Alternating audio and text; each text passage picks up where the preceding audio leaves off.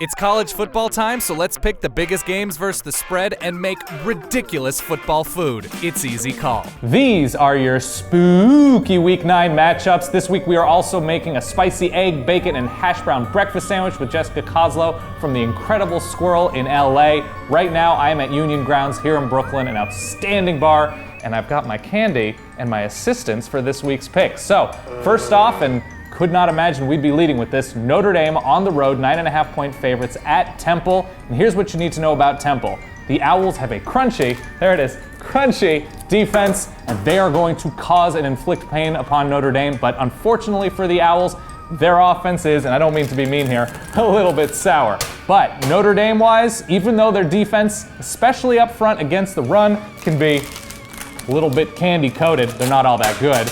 I really like their offense, especially along the line. That offensive line, led by Ronnie Stanley, is going to open up running lanes that's bigger than the Milky Way. Yeah, that's right. Thank you for the inspiration, Michael Scott, by the way. I'm going Temple to cover but not win. They're at home. It's a very good defense. The offense isn't enough. Let's call it Notre Dame 27-20. Second game, Florida, Georgia, world's largest outdoor cocktail party. The Gators are 3-point favorites. Still a lot to like about both of these teams, even with a couple of setbacks. Georgia still has a number of running backs who run with a lot of good burst. That's right. I like Sony Michel. I like Keith Marshall. I think either one of them can break off a number of big runs against a Florida defense that has struggled a little bit against the run. But not to fear, Gators. You still have a defense on all three levels that can bottle up bottle caps. The Georgia offense, and yes, I love Antonio Morrison, I love Jonathan Bullard, and I love Vernon Hargraves. I think Florida keeps it low scoring with the Three Musketeers. And I think they win this game by, let's call it a touchdown, 24-17. I think Treon Harris has a nice day. Third game, and this one is my special dark horse. That's right, Washington State, 13.5-point dogs at home. And yes, while the defense has been kind of a laugh, the offense has been spectacular. They've won 3 Pac-12 games in a row, and now they host Stanford late at night. And Stanford,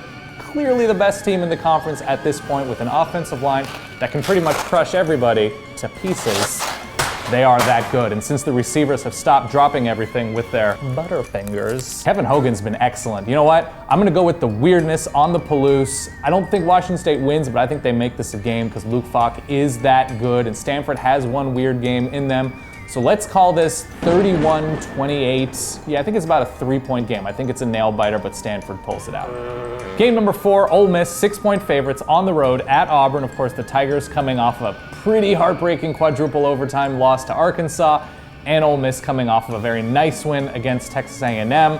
Out of Ole Miss, I expect them and their defensive line, with a probably healthy and returned Robert Kondiche, to crush Sean White and really the Auburn offensive line to a fine little patty. Yeah, that's right. Maybe like a peppermint patty, if you will. But Ole Miss has problems of their own. Chad Kelly has been not that great in keeping the ball, so I think that could be an issue for the Tigers. But ultimately, I think they're in much better shape going against a baby quarterback in Sean White, that the Rebels will be all right. And even though Gus Malzahn is an offensive nerd, I don't think he has enough firepower this season to pull it out. I think Ole Miss ultimately milks the clock late, 34-20, 34-17, Ole Miss. And our final game before we get to a life-changing breakfast sandwich that you yourself can make from Jessica Kozlow. Oklahoma State, 3-point favorites on the road at Lubbock, at Texas Tech. And here's what we know about the Red Raiders. Patrick Mahomes, quarterback, far more sweet, they're so cute, than tart. When he is on, I like him a lot. Unfortunately for Tech, their defense, especially on the ground, is as soft and sweet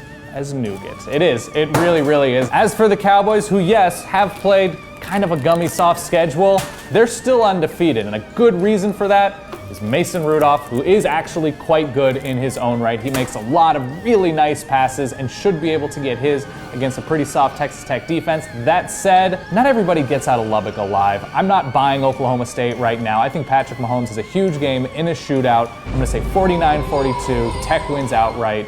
They're winning. And now, perhaps the best part of a very candy-filled show, the non-candy part. I visited with Jessica Kozlow of Squirrel in LA, and she made a spicy egg, bacon, and hash brown breakfast sandwich that not only you can make, that you can have change your life. Take a look. I'm Jessica Kozlow, chef owner of Squirrel here in Los Angeles, and today we are making the ultimate tailgating breakfast sandwich. God, it looks good. People don't think of breakfast sandwiches enough with football. It's always burgers and dogs, barbecue. This is like offensive lineman thick. That's the sound you want. Yeah.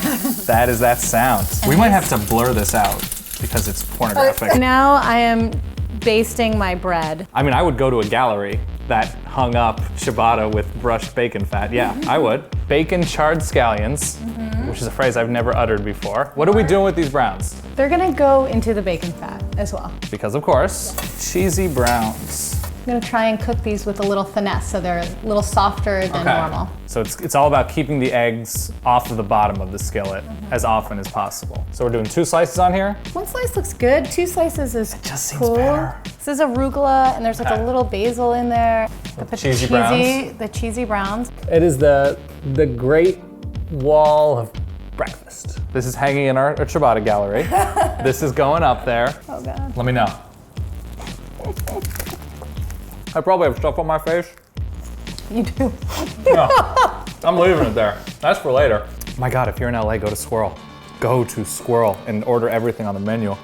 Yeah, I didn't lie about that breakfast sandwich, did I? It is everything and more that you want in your life. My picks this week, Florida, Temple, Wazoo, Texas Tech, and Ole Miss. I feel pretty good about it, mostly because I'm wrong about pretty much everything, so I'm definitely not gonna make you a mint. Thanks for watching.